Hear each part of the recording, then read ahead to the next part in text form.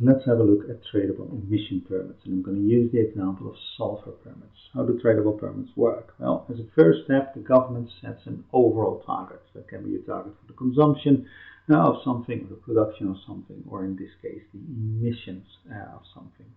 And let's assume that the overall target is 100 million tons of sulfur per year. So that's the first step, the total emissions target. Second step is to translate this overall nationwide target into specific targets for each polluter. And let's say that company A gets 7 million permits to emit in total 7 million tons of sulfur, and company B gets 3 million permits, and so on and so forth.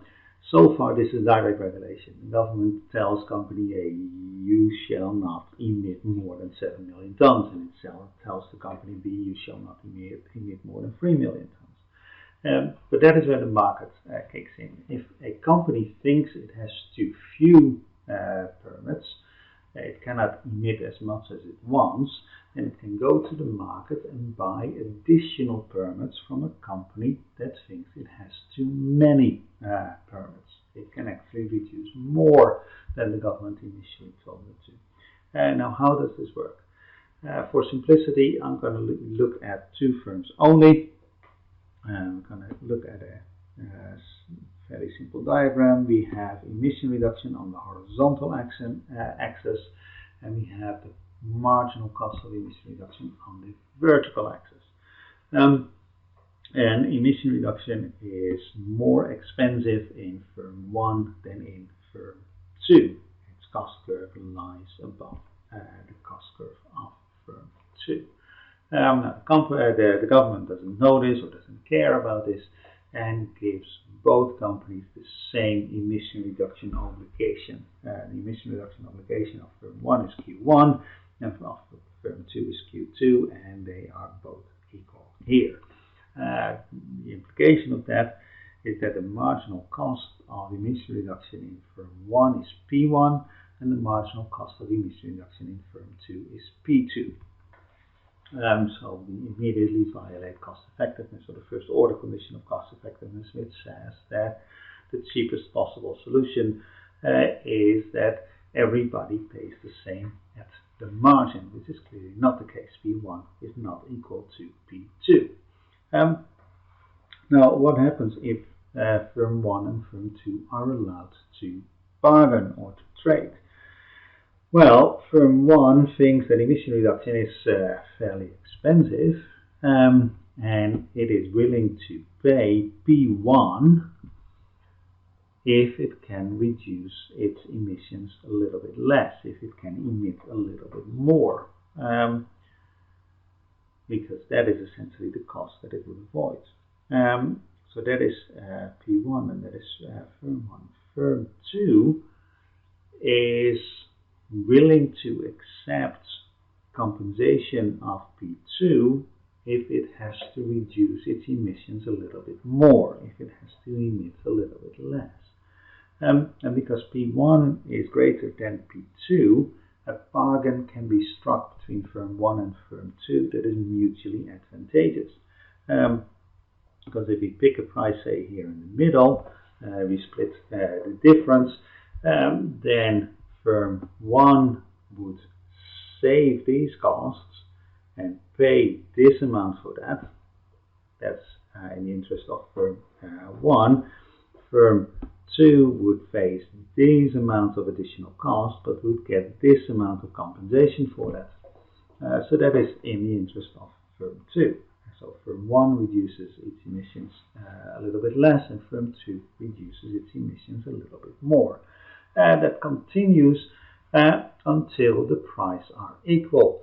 If the price is P prime, and the same for company 1 and company 2, then the willingness to pay of firm 1 to reduce less is equal to the willingness to accept of firm 2 to reduce more. And at that point, they cannot go any further.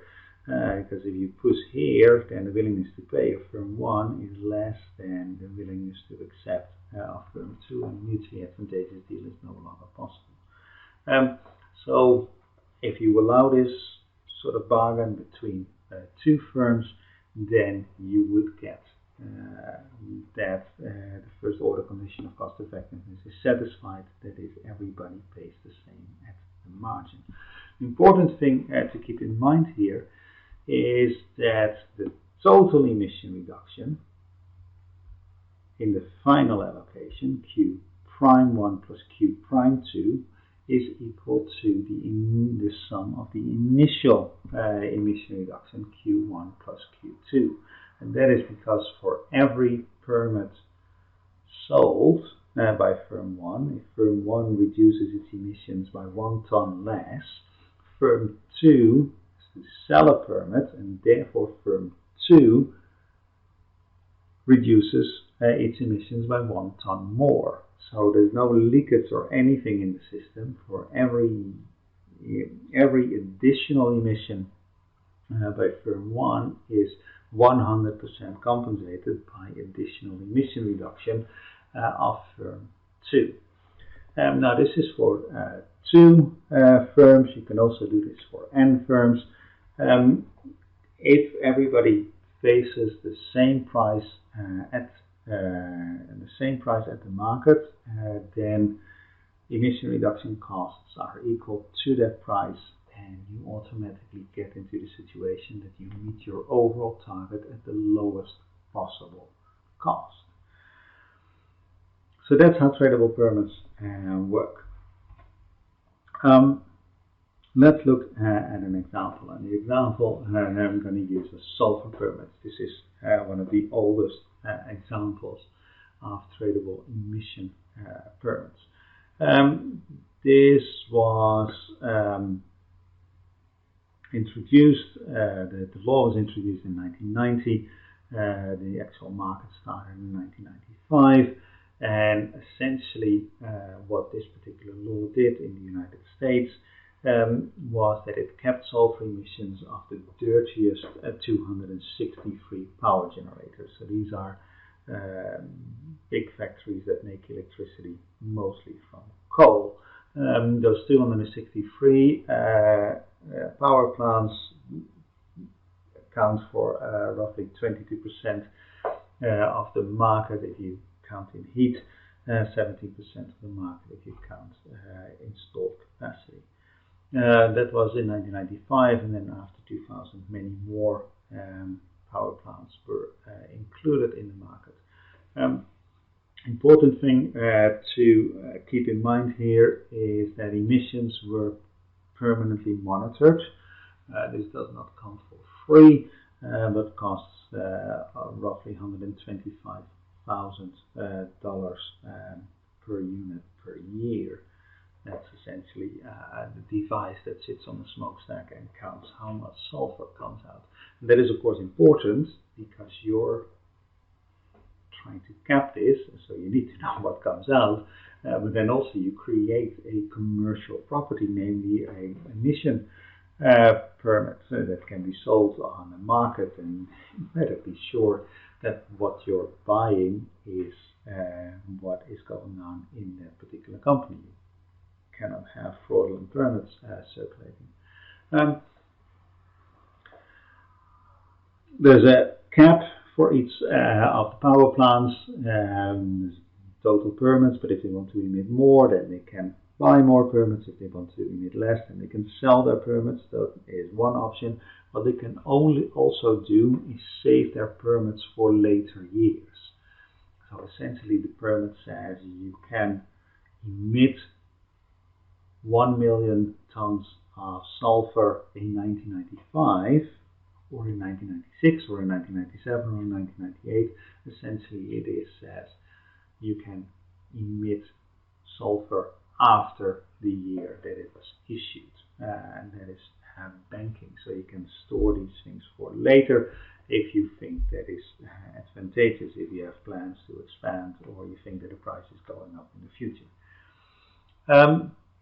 So that is how it works. Now what happens in this market, what we see here is on the horizontal axis we're looking at time, on the vertical axis we're looking at total sulfur dioxide emissions in million tons. This is what happened in reality. This is what the EPA thought would have happened had the legislation not been introduced. These are the annual targets that were set. This is another forecast.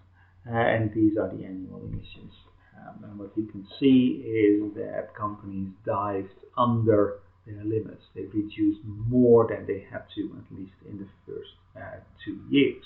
And that is the banking provision. So they sort of knew that much more strict limits would be coming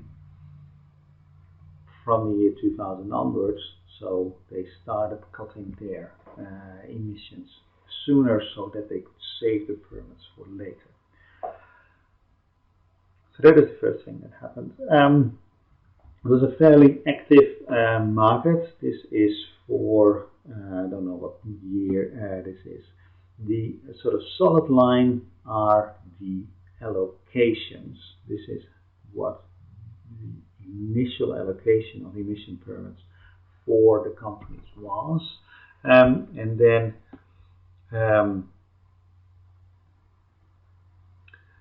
the lines that you see here are the actual emissions. So this is after trade, and what you see is that basically everybody deviates.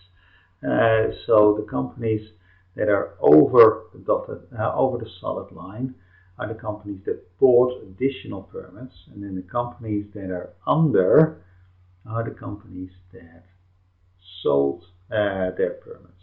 And you see, basically everybody traded. This was a very active market.